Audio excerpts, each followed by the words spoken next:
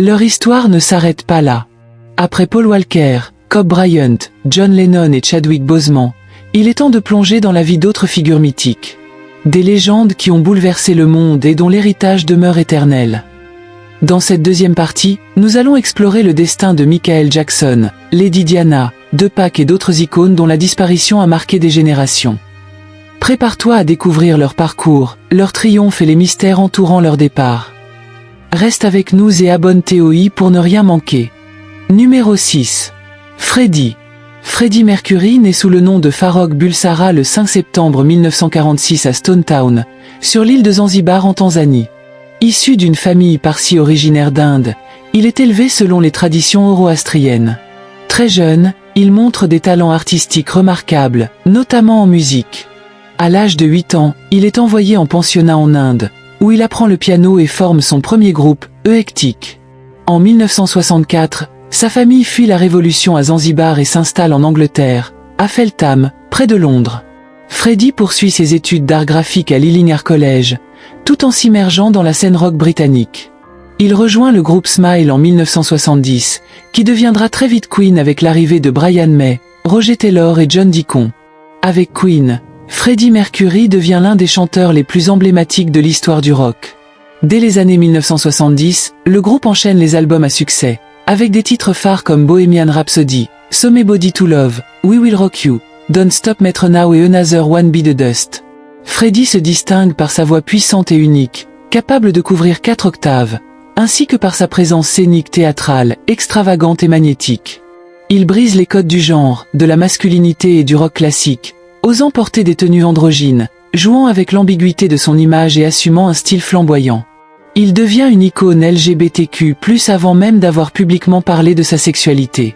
Le sommet de sa carrière est sans doute le concert Live Aid en 1985, au stade de Wembley. Sa performance est unanimement saluée comme l'une des plus grandes de tous les temps. Mais dès la fin des années 1980, des rumeurs circulent sur sa santé. Il apparaît plus maigre, évite les apparitions publiques et cesse de tourner. En réalité, Freddie a été diagnostiqué séropositif en 1987, mais il garde la maladie secrète.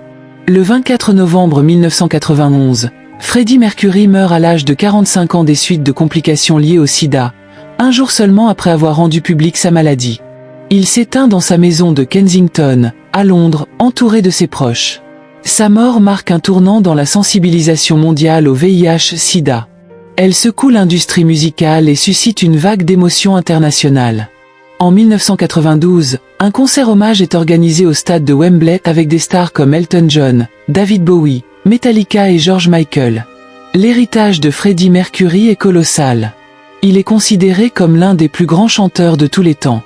Son style, sa voix et sa créativité ont influencé des générations entières d'artistes. Il est célébré dans le biopic Bohemian Rhapsody en 2018, qui remporte plusieurs Oscars. Il est devenu un symbole de liberté artistique, de courage et d'authenticité. Encore aujourd'hui, Queen continue d'exister à travers des tournées, des hommages, et des millions de fans à travers le monde. Le nom de Freddie Mercury reste synonyme de grandeur scénique, passion et légende.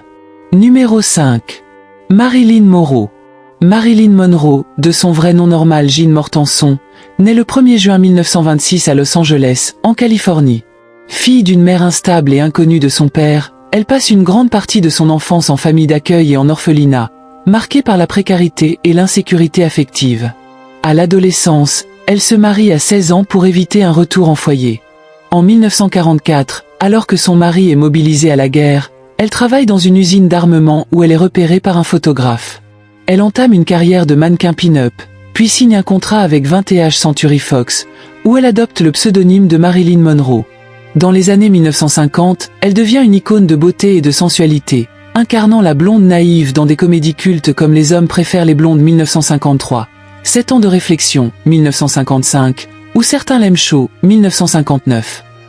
Son image rayonne, lèvres rouges, chevelure platine, robe blanche virevoltante. Elle devient le symbole sexuel de l'Amérique d'après-guerre. Derrière le sourire et le glamour, Marilyn lutte avec ses insécurités profondes. Elle souffre de dépendance, de dépression, et d'un fort sentiment de solitude.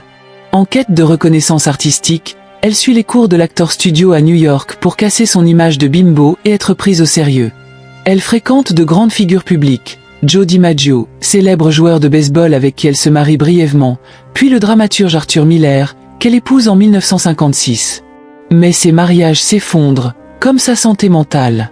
Elle fait plusieurs fausses couches, se sent exploitée par Hollywood, et accumule les retards et absences sur les tournages. Dans les années 1960, sa carrière vacille. Malgré son immense popularité, elle est de plus en plus difficile à assurer. Elle est renvoyée de la production Something Has Got to Give. Parallèlement, elle est soupçonnée d'avoir entretenu des liaisons avec les frères John F. Kennedy et Robert Kennedy, ce qui alimente les rumeurs. Le 5 août 1962, Marilyn Monroe est retrouvée morte à son domicile de Brentwood, à Los Angeles, des suites d'une overdose de barbiturique. Elle avait 36 ans. Les circonstances exactes de sa mort restent entourées de mystères, alimentant les théories du complot. Mêlant politique, FBI et tragédie personnelle. Son décès provoque une onde de choc dans le monde entier. L'Amérique perd non seulement une actrice, mais un symbole fragile et lumineux d'un rêve hollywoodien devenu cauchemar. L'héritage de Marilyn Monroe est immense. Elle est devenue une icône culturelle intemporelle, admirée autant pour sa beauté que pour sa vulnérabilité. Son image est reproduite sur des millions d'objets, toiles, notamment par Andy Warhol, affiches et dans la culture pop. Elle symbolise la face cachée de la célébrité, où l'adoration publique peut coexister avec une douleur intime. Aujourd'hui, Marilyn incarne à la fois la féminité sublimée, la tristesse cachée, et le prix cruel de la gloire. Numéro 4. Elvis Presley. Elvis Aaron Presley naît le 8 janvier 1935 à Tupelo, dans le Mississippi, aux États-Unis. Il est le fils unique survivant d'un couple modeste. Son frère jumeau, Jesse Garon, est mort-né. Issu d'un environnement profondément religieux, il grandit au son des chants gospel dans les églises, ce qui façonne très tôt son oreille musicale. À 13 ans, la famille Presley déménage à Memphis, Tennessee, où Elvis est exposé à une culture musicale bouillonnante. Blues, country, gospel et rhythm and blues. En 1953, il enregistre un disque pour quelques dollars chez Sun Records, cadeau pour sa mère. C'est là qu'il attire l'attention du producteur Sam Phillips, qui cherche un garçon blanc capable de chanter comme un noir. En 1954, il sort son premier single That Is All Right, et une nouvelle ère commence. Avec son look rebelle, ses mouvements de hanches suggestifs et sa voix unique, Elvis ne tarde pas à devenir une sensation nationale, incarnant une révolution culturelle, la naissance du rock'n'roll. Dans les années 1950, Elvis devient le premier grand mythe de la pop culture américaine. Ses tubes Heartbreak Hotel, Hound Dog, Don't Be Cruel, Love Maître Tender se hissent en tête des charts. Il scandalise autant qu'il fascine. Son style provoque l'indignation des conservateurs, mais fait vibrer la jeunesse. En 1958, il est enrôlé dans l'armée et part en Allemagne, où il rencontre Priscilla Beaulieu, qu'il épousera en 1967. À son retour, il entame une carrière au cinéma, tournant dans plus de 30 films souvent légers, mais populaires. Malgré la perte de vitesse de sa musique au début des années 60, il revient en force avec le 68 Comeback Special, une émission télévisée qui relance son image et sa voix. Dans les années 70, il enchaîne des concerts spectaculaires, notamment à Las Vegas, devenant l'artiste le mieux payé de son époque. Mais derrière les paillettes, Elvis s'enfonce dans une spirale d'isolement. Son mariage s'effondre, il prend du poids, et surtout, il développe une dépendance sévère aux médicaments, prescrits par un entourage complaisant. Le 16 août 1977, Elvis Presley est retrouvé mort dans sa salle de bain à Graceland, sa résidence à Memphis. Officiellement, il succombe à une crise cardiaque provoquée par une surconsommation de médicaments. Il avait 42 ans. Sa mort provoque une vague mondiale de chagrin. Des millions de fans affluent à Graceland, qui devient un lieu de pèlerinage. Des théories complotistes prétendent même qu'il est encore vivant, tant sa disparition est difficile à accepter. L'héritage d'Elvis est gigantesque. Il a vendu plus de 500 millions de disques, devenant l'un des artistes les plus vendus de tous les temps. Il est surnommé le King of Rock'n'Roll, ou tout simplement The King. Il a ouvert la voie à toute la culture pop moderne, influençant les Beatles, Michael Jackson, et des générations entières d'artistes. Au-delà de la musique, Elvis est devenu une icône américaine, symbole de la passion, du scandale, de l'excès et de la gloire. Sa voix, son look et son charisme continuent de fasciner, presque un demi-siècle après sa mort. Numéro 3. Lady Diana. Diana Frances Spencer naît le 1er juillet 1961 à Sandringham, en Angleterre, dans une famille aristocratique proche de la famille royale. Fille du vicomte Althorp, elle grandit au sein d'un univers privilégié, mais marqué par le divorce de ses parents. Elle est une enfant timide, sensible, passionnée par la danse, les enfants et les causes humaines. Après ses études, elle devient institutrice en maternelle à Londres, vivant une vie presque ordinaire, jusqu'au jour où son destin bascule. À 19 ans, elle attire l'attention du prince Charles, héritier du trône britannique, avec qui elle se fiance en 1981. Le 29 juillet 1981, plus de 750 millions de téléspectateurs suivent leur mariage en direct à la télévision. C'est un événement mondial. Elle devient princesse de Galles, et rapidement, une icône planétaire. Sa beauté naturelle, sa modestie et sa compassion séduisent les foules. Diana devient la figure la plus aimée de la monarchie britannique, bien au-delà de son rôle protocolaire. Sa spontanéité, son humanité, son regard doux, et surtout sa proximité avec les gens font d'elle une princesse différente. Elle ose briser les codes de la royauté, refusant par exemple de porter des gants pour toucher les malades, ou de se cacher derrière les règles du protocole. Elle s'investit personnellement dans des causes sensibles. Elle visite des malades du sida à une époque où ils étaient rejetés. Elle milite contre les mines antipersonnelles en Angola et au Mozambique. Elle soutient des hôpitaux pour enfants, des campagnes contre la pauvreté et les sans-abri. Mais sa vie privée est loin d'être un conte de fées. Son mariage est miné par l'infidélité du prince Charles avec Camilla Parker Bowles, et Diana souffre de boulimie, de dépression, et d'un profond sentiment d'abandon. Elle parle de sa solitude dans une interview célèbre en 1995 où elle dit « Nous étions 3 dans ce mariage, donc c'était un peu trop ». En 1996, elle divorce officiellement de Charles. Dès lors, elle se reconstruit, s'émancipe, voyage, et retrouve une certaine paix. Elle devient une femme libre, engagée, admirée, et toujours autant médiatisée. Le 31 août 1997, à Paris, Diana meurt dans un accident de voiture dans le tunnel du pont de l'Alma, alors qu'elle est poursuivie par des paparazzis. À ses côtés, son compagnon Dodi Al-Fayed meurt aussi, ainsi que le chauffeur. Elle avait 36 ans. Sa mort plonge le monde dans une immense tristesse. Des millions de personnes pleurent la princesse des cœurs, comme elle était surnommée. Son cortège funéraire est suivi par 2,5 milliards de personnes dans le monde. Sa disparition choque, bouleverse, et fait réfléchir sur la responsabilité des médias, la célébrité, et la vulnérabilité humaine.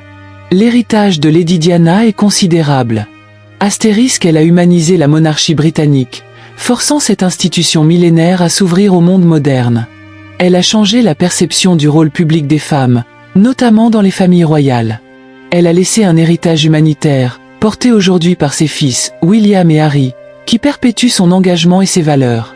Lady Diana reste, des décennies après sa mort, une figure intemporelle de grâce, de courage et de compassion. Elle n'était pas seulement une princesse, elle était un symbole d'humanité au cœur de la royauté. Numéro 2. Michael Jackson. Michael Joseph Jackson naît le 29 août 1958 à Gary, dans l'Indiana, aux États-Unis, dans une famille nombreuse et modeste. Le jeune Michael fait preuve d'un talent musical exceptionnel dès son plus jeune âge. À 6 ans, il rejoint les Jackson 5, un groupe formé avec ses frères. Leur premier grand succès, I Want You Back en 1969, propulse le groupe sous les feux des projecteurs. Là où les autres enfants se contentent de jouer, Michael se distingue par son charisme et son exceptionnel talent vocal. En 1971, il entame une carrière solo, et l'année suivante, il publie son premier album Got to Be There. Mais c'est avec son album Off the Walls en 1979 que Michael commence à se forger une carrière solo digne de ce nom. C'est à ce moment-là qu'il fait une rencontre capitale avec le producteur Quincy Jones, une collaboration qui va redéfinir la musique des années 80. En 1982, Michael Jackson frappe un coup décisif avec Thriller, l'album le plus vendu de tous les temps. Avec des tubes comme Astérisque Billy Jean Astérisque, Beat It, et la chanson-titre Thriller, Michael devient une superstar mondiale et est couronné roi de la pop. Ses innovations musicales et visuelles, notamment dans ses clips, révolutionnent l'industrie musicale. Il crée une nouvelle forme de spectacle, en intégrant des effets spéciaux et des chorégraphies iconiques, dont le fameux moonwalk. Les années 1980 et 1990 sont marquées par un succès phénoménal. Michael Jackson multiplie les albums à succès, Bad en 1987, Dangerous en 1991, History en 1995 et Invincible en 2001. Il vend des millions de disques, remporte des prix notamment 13 Grammy Awards et brise des records à chaque étape de sa carrière. Il devient une légende vivante du divertissement mondial. Mais derrière la célébrité, Michael Jackson traverse des périodes d'isolement et de difficultés personnelles. Ses relations avec les médias sont de plus en plus tendues, notamment à cause de son comportement étrange et de ses changements physiques radicaux. Les rumeurs sur sa peau plus claire et sa chirurgie esthétique déstabilisent ses fans et les critiques. Par ailleurs, les accusations de pédophilie à la fin des années 1990 et au début des années 2000 viennent ternir son image publique. Le procès en 2005 pour des accusations d'abus sexuels sur mineurs, bien que déclaré non coupable, marque un tournant dans sa vie. L'artiste, désormais en proie à des problèmes financiers, tente de retrouver son équilibre en s'isolant de plus en plus. Son comportement devient plus étrange, et les rumeurs sur sa santé mentale se multiplient. Le 25 juin 2009, Michael Jackson est retrouvé inanimé à son domicile de Los Angeles, après une overdose de propofol et de benzodiazépine, administrée par son médecin personnel, Dr Conrad Murray. Michael décède à l'âge de 50 ans, laissant un monde choqué et attristé. Sa disparition est un événement mondial, et des millions de fans se rendent à Graceland, en hommage au roi de la pop. Michael Jackson laisse un héritage colossal. Il a vendu plus de 750 millions d'albums dans le monde, un record qui reste inégalé. Son influence sur la musique pop, la danse, la mode et la culture est immense. Des générations d'artistes ont été influencés par ses pas de danse, notamment le moonwalk, et ses innovations musicales. Il a brisé les barrières raciales dans l'industrie musicale, devenant le premier artiste afro-américain à avoir une diffusion massive sur MTV avec des clips comme Billy Jean. Malgré ses démons personnels et les controverses qui ont marqué sa vie, Michael Jackson reste l'un des plus grands artistes de tous les temps. Son talent, son impact culturel et son héritage musical demeurent intacts. Numéro 1. Tupac Shakur. Tupac Amaru Shakur naît le 16 juin 1971 à East Harlem, à New York. Il est le fils de Afeni Shakur, une militante du Black Panther Party, et de Billy Garland, un membre actif du même mouvement, bien que Tupac ne l'ait jamais connu. Son enfance est marquée par la violence et les difficultés économiques. Après une enfance difficile dans les quartiers de Baltimore, où il fréquente une école d'art, Tupac déménage à Los Angeles à la fin des années 1980. C'est là qu'il commence à se faire un nom dans la scène musicale, d'abord en tant que rappeur et poète. Son talent brut et ses paroles poignantes lui permettent d'être repéré par Dr. Doctor et le label Death Row Records. En 1991, Tupac sort son premier album, The Apocalypse Now, qui fait sensation grâce à des titres comme Brenda's Got a Baby et Trapped, qui abordent des thèmes sociaux et politiques forts, notamment la pauvreté, la brutalité policière et les injustices raciales. À mesure que sa carrière prend de l'ampleur, Tupac devient l'un des artistes les plus influents du rap et du hip-hop. Son charisme, ses paroles percutantes et son activisme en font un porte-parole de la communauté afro-américaine. Mais Tupac est également un homme complexe, en proie à des conflits internes et externes. Il mêle son art à des combats personnels, des démêlés avec la justice, des accusations de viol, une rivalité notoire avec The Notorious B.I.G. et l'affrontement entre les côtes et ouest du rap, en particulier la guerre entre les labels Bad Boy Records et Death Row Records. Tupac vit une vie de contradictions. Il se montre à la fois profondément spirituel et impliqué dans des actes de violence, parfois engagé dans des altercations physiques. À plusieurs reprises, il est emprisonné et victime de violences. Mais son côté artistique et son engagement social restent au centre de son œuvre. En 1996, Tupac sort l'album Olayé on me, un album double qui devient un des plus grands succès du rap de tous les temps, contenant des hits comme California Love et How Do You Want It.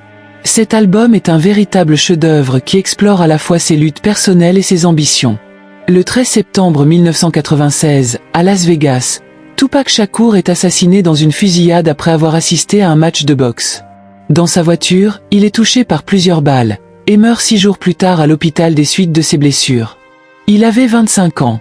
Sa mort reste mystérieuse et entourée de théories du complot, alimentant la légende autour de sa disparition prématurée. Tupac Shakur laisse derrière lui un héritage musical et social qui perdure. Bien que sa carrière ait été écourtée, son influence est monumentale. Il a révolutionné le rap avec ses paroles poignantes, abordant des sujets rarement traités dans la musique populaire, comme les injustices sociales, la violence policière, et les difficultés de la vie dans les quartiers défavorisés. Ses albums, notamment Maître Against the World, 1995, et The Donk Illuminati, The Set des théories en 1996, sont aujourd'hui considérés comme des classiques du genre. Son image de martyr a fait de lui une icône culturelle. Il est un symbole de résistance, de rébellion et de quête de justice. En plus de sa musique, Tupac a laissé une empreinte indélébile dans l'histoire du cinéma, en jouant dans des films comme Juice en 1992 et Poetic Justice en 1999. Il a également publié plusieurs recueils de poèmes, dont certains ont été publiés après sa mort. Tupac, bien plus qu'un simple rappeur, est devenu une légende, un héros controversé, et une voix inoubliable pour une génération entière. Son message de résistance, son engagement politique, et sa vision de la justice sociale continuent de résonner dans le monde du rap et au-delà.